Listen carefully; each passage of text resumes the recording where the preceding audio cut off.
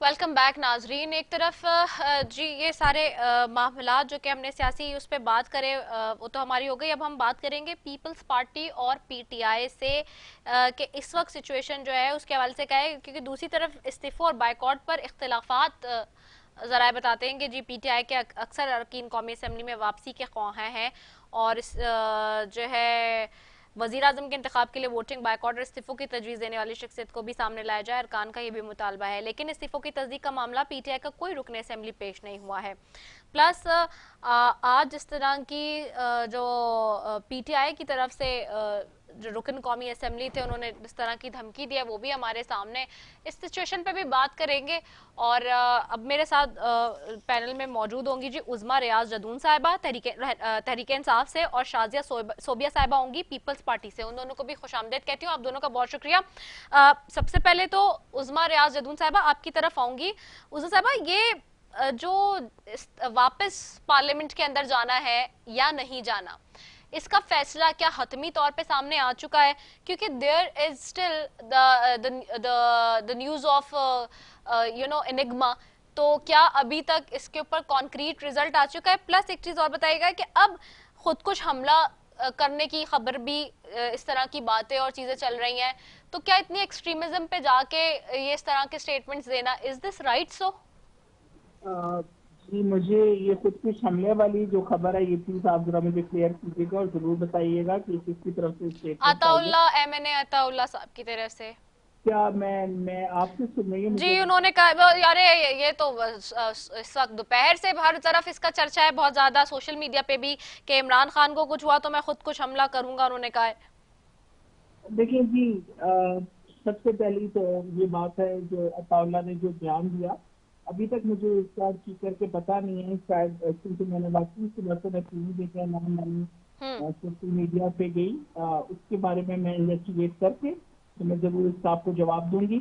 हम्म। दूसरी बात, जहां तक आपने इस्तीफा की बात की, देखिए जी, हमने इस्तीफे जमा करा दिए थे, हाँ हम जी। सब इस्तीफे दे दिए थे।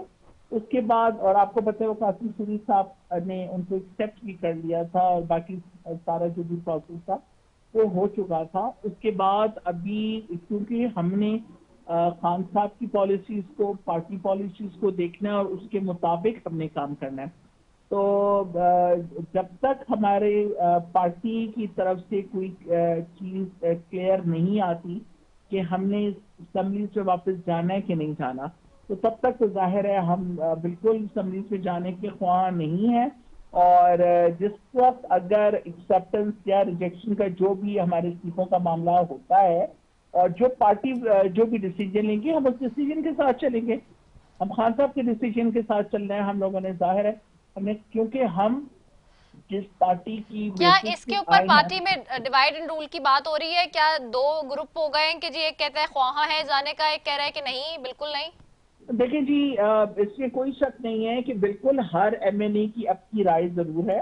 ठीक। कुछ ये चाहते हैं कि हम फ्लोर ऑफ द हाउस जाके, और जो कुछ इस वक्त हो रहा है, हम ऑन द फ्लोर जाके उसको प्रोटेस्ट भी कर सकें, उसको रिजेक्ट भी कर सकें। पर्टेनेंट और पॉइंट और एप्रिशिएबल के यू अग्रीड ऑन इट, ठीक है। मैं जरा नहीं, क्विकली जाऊंगी ना। उजाबाजी, मुझे सिर्फ थोड़ा सा टाइम दे दे, मैं जरा शादी से, क्योंकि मेरे पास टाइम कम है। मैंने आपसे बस ये टू द पॉइंट थोड़ा सा मौकिफ लेने के लिए ही बात की है आज। थोड़ा सा आज टाइम लिमिटेड है। अच्छा, शाजिया सोबी साहब आपकी तरफ आऊंगी। शाजिया सोबी साहबा, ये इस वक्त इतना सारा कियोस्क हो गया है मुल्क के अंदर। सियासी बोरान तो है ही है, लेकिन माशी बोरान बहुत ज्यादा है। मिफ्ता इस्माइल साहब एक के बाद एक आते हैं प्रेस कॉन्फ्रेंस करने, बम गिरा के चले जाते हैं। पीपल्स पार्टी तो अवामी मार्च लेके निकली थी, सोशल मीडिया पर लोग मुतालबा कर रहे हैं, वैसे भी अवाम पूछ रहे हैं कि कहां गया वो अवामी मार्च जो महंगाई के खिलाफ था और सारे मामला थे। पीपल्स पार्टी का कोई मौकिफ नहीं आ रहा, और खास तौर पे पर्टिकुलरली लोग बिलावल साहब को ढूंढ रहे हैं कि वो किधर हैं। और इस हवाले से बड़े इस वक्त हैशटैग्स भी चल रहे हैं ट्विटर पे, टॉप ट्रेंड बने हुए हैं कि नजर नहीं आ रहे, कहां चले गए। अभी तो एक महीना पहले पूरा मार्च लेके निकले थे कराची से इस्लामाबाद तक। जी शाजी साहबा, शाजी साहब आपको आवाज आ रही है? शाजिया साहब आपको आवाज आ रही है?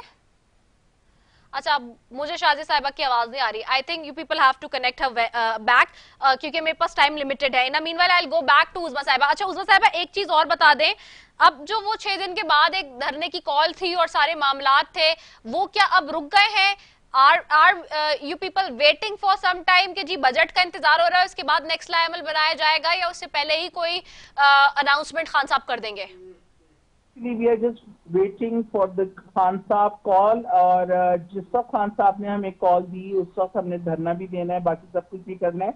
लेकिन अभी जिस तरह आपने इस्तीफों की बात की थी और आपने कहा आपके डिवाइड हुए में, मेरा कहने का मकसद ये जी था जी कि इस वक्त जो हमारे पार्टी के मेंबर्स हैं, कुछ कुछ चाहते हैं कि हम फ्लोर ऑफ द हाउस जाके इस चीज को इस सपोर्ट करें, या उसको हम पीडीएम को हमने अपोज करना है, जो कुछ भी है वो फ्लोर ऑफ द हाउस होना चाहिए। विद इन द लेकिन कुछ पार्लियामेंट। की ये है कि नहीं, जो खान साहब ने डिसीजन ले लिया वो ले लिया।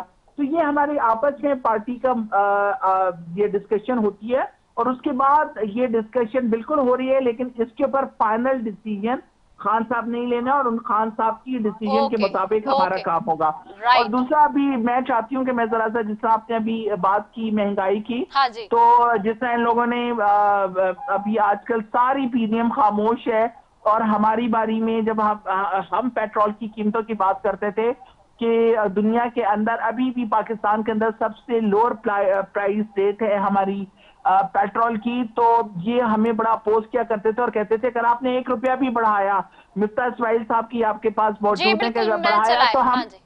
हम ये कर देंगे और वो कर देंगे। और आज आपने 60 रुपए बढ़ा दिया, 60 रुपए।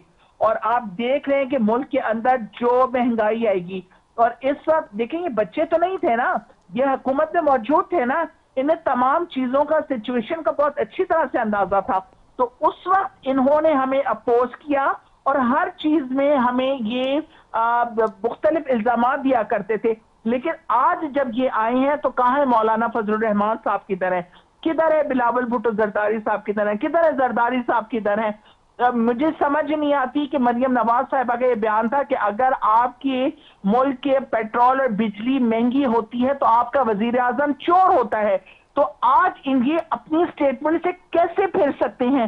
हमने 3.5 सालों में इतनी महंगाई नहीं की, जबकि हालात इतने नागुफ्ता बेद है कि हमारे, आपको पता है कोरोना की वजह से क्या हालात है, पूरी दुनिया की इकोनॉमी डाउन हो रही थी, और मोडीज की रिपोर्ट के मुताबिक पाकिस्तान के अंदर माशी तरक्की की तरफ पाकिस्तान जा रहा था, और उस चीज को पाकिस्तान ने बहुत बेहतर तरीके से टैकल किया था, जिसकी वजह से जितने भी अंडर डेवलप्ड कंट्रीज थे जो उनके हालात हुए वो पाकिस्तान के हालात नहीं हुए।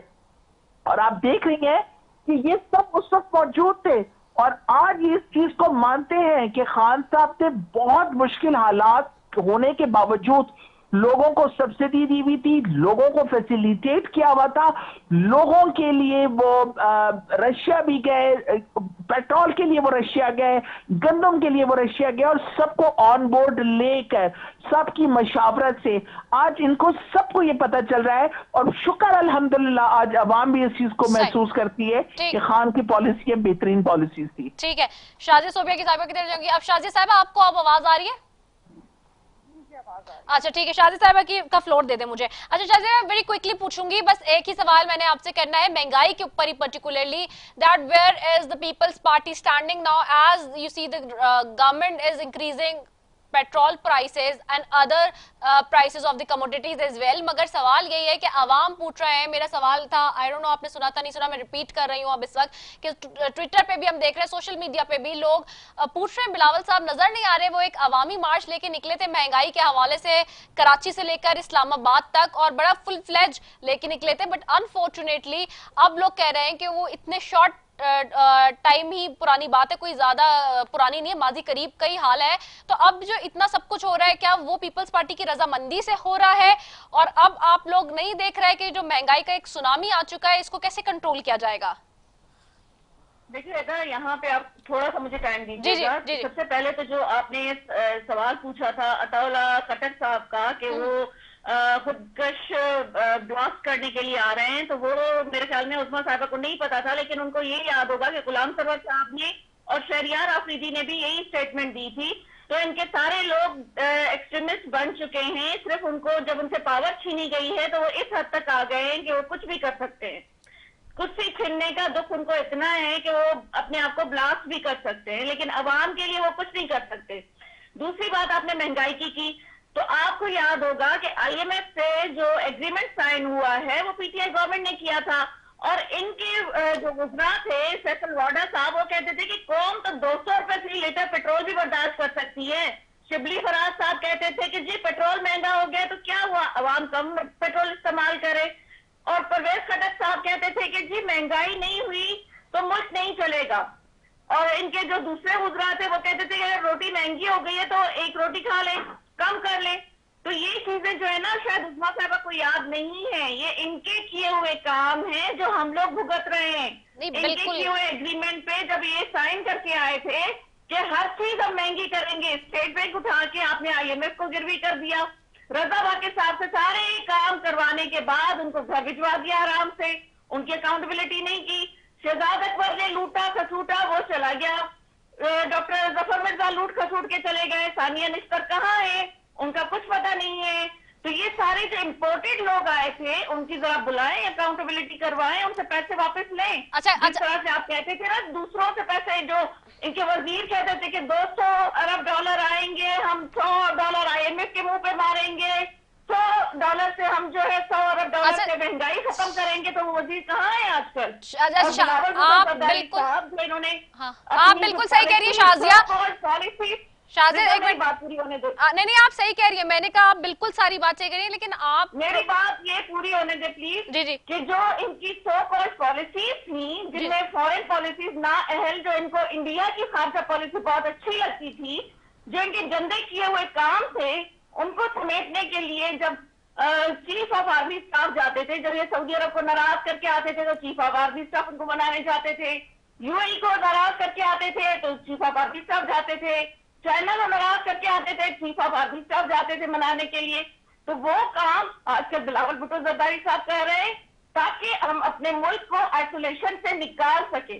तो इंशाल्लाह हम इस चीज को, जब हमने 2008 में हुकूमत संभाली थी तब भी हमने पाकिस्तान खप्पे का नारा लगाया था, 3 टुकड़े करने का नारा हमने नहीं लगाया था, और आज भी हम उस पाकिस्तान खप्पे पे खड़े हुए हैं। और इंशाल्लाह हम इस मईशत को भी ठीक करेंगे, इलेक्टोरल रिफॉर्म भी करेंगे, सारी चीजें हो जाएगी। शाजिया, अच्छा ये जो आप बात कर रही हैं, ये तो जब आप लोग अभी इनकी हुकूमत थी आके ये निशानदेही तो करे थे ना, स्टेट बैंक वाला मामला आपके सामने हुआ, आपको पता था कि इन्होंने गलत किया है, दीगर चीजें आपके सामने थी, IMF वाले मामला भी आपकी नॉलेज में थे। बट अब जो फैसले हो रहे हैं वो नॉलेज में होते हुए आप चीजें करनी है ना, तो करेक्शन तो आपने करनी है। आप बिल्कुल सही करेंगे, इनके वुजरा के वो सारे स्टेटमेंट्स ऑन रिकॉर्ड है, लेकिन उसके करेक्शन के लिए तो आप लोग आए, अवाम तो आप लोगों से सवाल करेंगे ना। जी रदा, सबसे पहले आप देखें कि इलेक्टोरल रिफॉर्म बिल जो पास हुआ है उसमें जो इनकी गलतियां थी वो हमने करेक्शन करके सदर साहब को भेज दिया है, लेकिन सदर साहब जो जिस झाड़ पे चढ़े हुए हैं उन्होंने वो बिल वापस भिजवा दिए कि जी ये सही नहीं है। हालांकि वो लॉ मिनिस्ट्री ने सारे देख भाल के, सारी करेक्शन देख के, अमेंडमेंट देख के फिर भेजा था। तो जो इस वक्त डेंटिस्ट साहब, जो डॉक्टर साहब हैं, आरिफ अलवी साहब, वो इस वक्त सबसे मुल्क के सबसे बड़े बैरिस्टर बने हुए हैं, और वो उसमें जो है वो बिल में गलतियां निकाल रहे हैं। तो उनसे कहें कि आप लॉ मिनिस्ट्री वालों को बुला के ये बिल देख लें, चेक कर लें, बिल बिल्कुल ठीक है। तो करेक्शन आना शुरू हो चुकी है, ठीक है, इसका स्टार्ट हमने इलेक्टोरल रिफॉर्म से लिया है, और इंशाल्लाह ये सारी चीजें आप देखेंगे कि इनके जो फैलाए हुए गंद है वो हम इंशाल्लाह जरूर समेट के, ठीक है। बहुत शुक्रिया उस्मा रियाजुद्दीन साहब आपका, शादी सोबिया आपका, आप दोनों मौजूद मेहमानों का बेहद शुक्रिया। नाजरीन, things are in front of you. जो हुकूमत में आता है वो ऑपोजिशन पे के कंधे पे बंदूक रख के गोली चलाता है, तो ये सारी चीजें हमारे सामने। जी, इसी के साथ अपनी मेजबान निदा सफी को दीजिए इजाजत। पाकिस्तान जिंदाबाद।